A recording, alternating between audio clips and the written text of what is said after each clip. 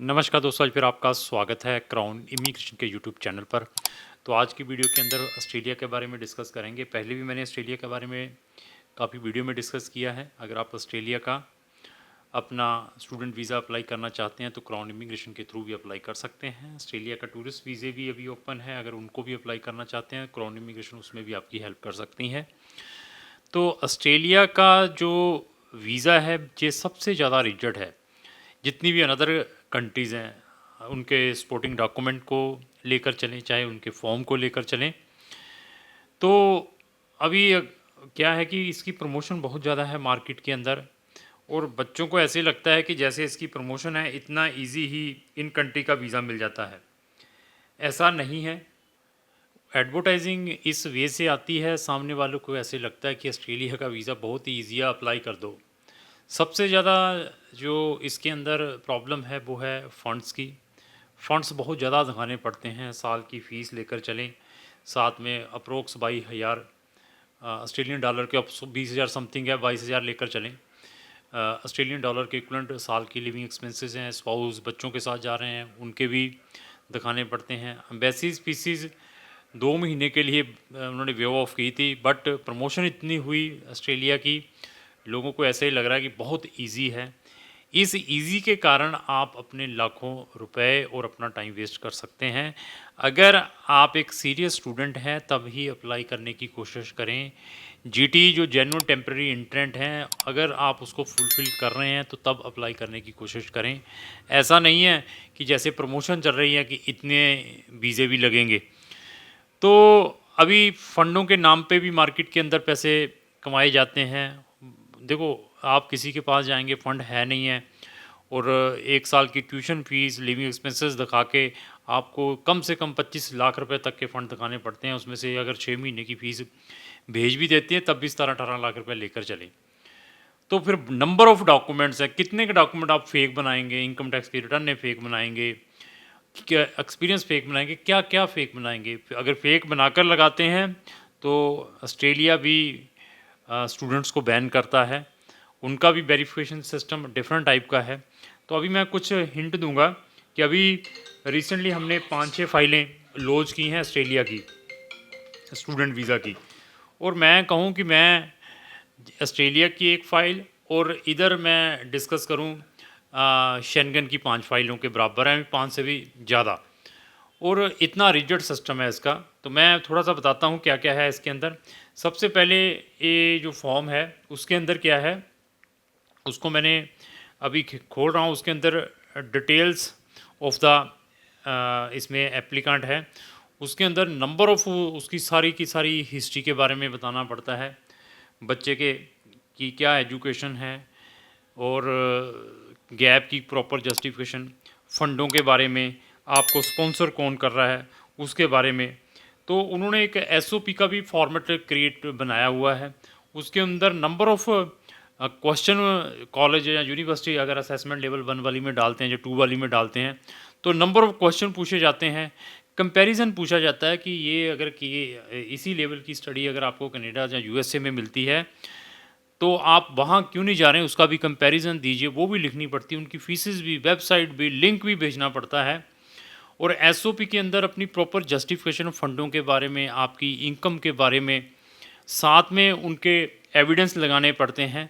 Financial metrics इन्होंने एक दी हुई है फॉर्मेट, उसके अंदर अगर आप लोन ले रहे हैं, वो लोन कितना है, अगर आपके जो फंड्स डिफरेंट टाइप के हैं, सेविंग्स में हैं, एफडीआर्स में हैं, तो उनकी प्रॉपर जस्टिफिकेशंस देनी पड़ती हैं।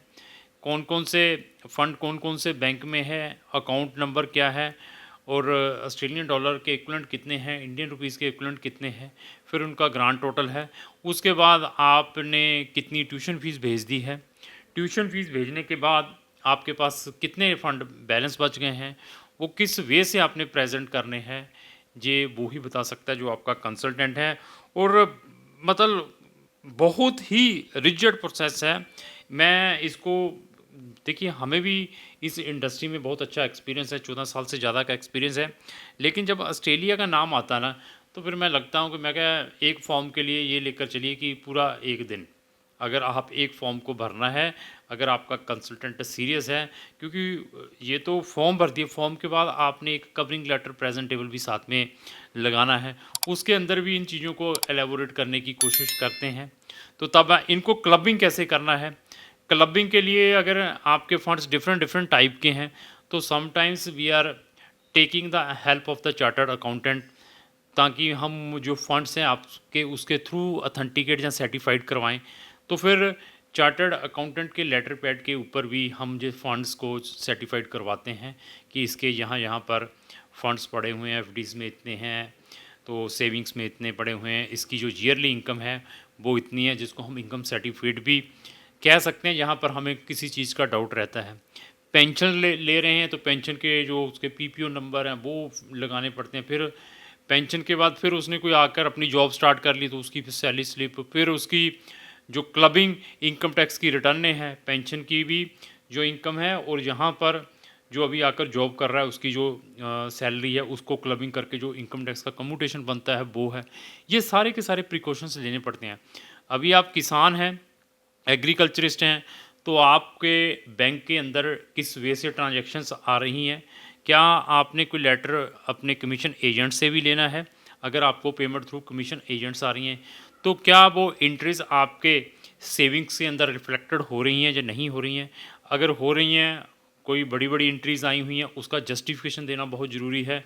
अगर आपके अकाउंट में 5-5 10-10 लाख की कोई एंट्री है, 7-7 लाख की एंट्री है, तो आपको उसका जस्टिफिकेशन देना नहीं आता, तो फिर आपको वीज़ा में रिजेक्शन का सामना करना पड़ सकता है, क्योंकि सोर्स ऑफ इनकम बहुत ज़रूरी है। पहले भी मैंने वीडियो डाली थी, उसके अंदर मैंने फ़ंड्स के बारे में टोटली एक्सप्लेन किया था। उसके बाद मैंने सोर्स ऑफ इनकम के बारे में भी बताया था, जस्टिफिकेशन ऑफ फंड्स के बारे में भी बताया था कि ये आपने एविडेंसेस साथ में लगाने हैं। तो वीज़ा लेना है तो किसी अच्छे कंसल्टेंट के थ्रू अप्लाई करने की कोशिश करें। ऐसा नहीं है कि हम जैसे भी प्रमोशन कर रहे हैं वो भी प्रमोशन कर रहे हैं, इसकी ज़्यादा प्रमोशन हो रही है तो हम अपना जो केस है इसको दे दें। तो इसी तरीके से अगर आपने ऑस्ट्रेलिया का स्टूडेंट वीज़ा अप्लाई करना है तो क्राउन इमिग्रेशन आपकी हेल्प कर सकती है विदाउट एनी प्रॉब्लम। बट फिर बता दिया, आप मेरे पास आए सर मेरे पास फ़ंड नहीं है, फ़ंड आपने दिखाने हैं, तो फिर तो मैं हाथ जोड़ के यही कहूँगा कि उसके लिए आप किसी और कंसल्टेंट को फाइंड आउट करें, क्योंकि फ़ंड्स के नाम पे हमारा जो कॉन्शियस अलो नहीं करता कि हम फ़ंड्स के नाम पर किसी भी स्टूडेंट से कोई पैसा कमाएं। आप सीरियस हैं, आप जीटी की डेफिनेशन फुलफ़िल कर रहे हैं, तो अगर आप किसी अच्छे कंसल्टेंट के थ्रू अपना स्टूडेंट वीज़ा अप्लाई करना चाहते हैं ऑस्ट्रेलिया का, तो क्राउन इमिग्रेशन उसमें हेल्प कर सकती है। क्राउन इमिग्रेशन के सोशल मीडिया के ऊपर इससे रिलेटेड बहुत सारी वीडियोज़ हैं, अगर उनको भी देखना चाहते हो तो आप हमारे चैनल को ब्राउज़ करके देख सकते हैं। इस टाइप की इन्फॉर्मेटिव वीडियो डेली मैं अपने सोशल मीडिया पर अपलोड करता रहता हूँ, और आप चाहते हैं व्हाट्सएप पर वीडियो मैं अपने सोशल मीडिया पर डालूँ, उसकी नोटिफिकेशन सबसे पहले आप तक आए, तो आपको हमारे जितने भी सोशल मीडिया इनको फॉलो करना पड़ेगा। अगर आपको जो मेरी वीडियो अच्छी लगी उसको लाइक एंड शेयर करना ना भूलें। Thank you.